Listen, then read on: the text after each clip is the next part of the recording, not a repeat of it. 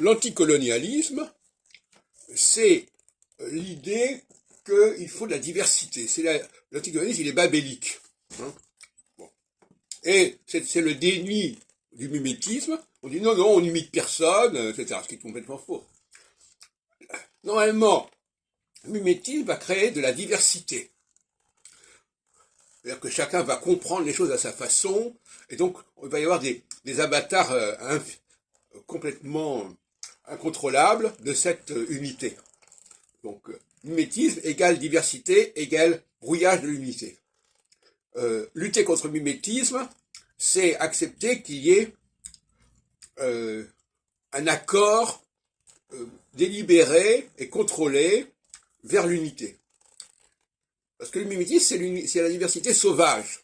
Chacun invente comme il veut. Par exemple, l'anglais a imité le français de manière sauvage. C'est-à-dire de façon non initiée, non contrôlée, et ça donne une langue hybride, une langue bâtarde. Bon. Si elle avait été enseignée correctement, l'anglais aurait véhiculé la langue française de manière pure, mais en réalité, ça s'est fait de manière sauvage, de manière clandestine, enfin non avouée, par toutes sortes de médias, de messages. Enfin, je ne vais pas la peine de revenir là-dessus.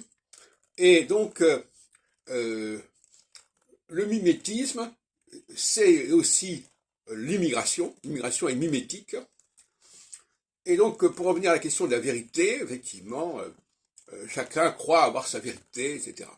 Et il est nécessaire dans le système astrologique que périodiquement, on s'accorde sur une vérité centrale, et ceux qui sont porteurs de la vérité, ce sont les juifs. Et l'anticolonialisme, c'est aussi une forme d'antisémitisme, de certaine manière. C'est-à-dire nier qu'il y a à un moment donné une force, une volonté, un savoir, une connaissance qui s'impose, bon, ben, c'est l'anticolonialisme, hein, tout simplement. Et donc l'antisémitisme. Et d'ailleurs, actuellement, la question israélienne s'inscrit dans un phénomène anticolonialiste, néocolonialiste, etc., qui nous ramène à des phénomènes beaucoup plus anciens, puisque finalement l'histoire se répète sous différentes formes.